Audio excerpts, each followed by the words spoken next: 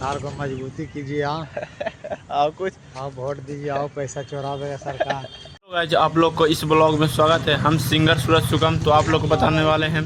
तो बिहार सिर्फ जाता है रोड गोलापुर से लेकर मोहरा तक के। देखिए कितना ज़्यादा बारिश हुआ है, उसके कारण काफ़ी ज़्यादा रोड पर बारिश होने के कारण पानी जम चुका है और ये घटना के कारण बन सकती है। और हम लोग कंटेंट बना रहे हैं। दिखाने का प्रयास कर रहे हैं किस तरह का सड़क है।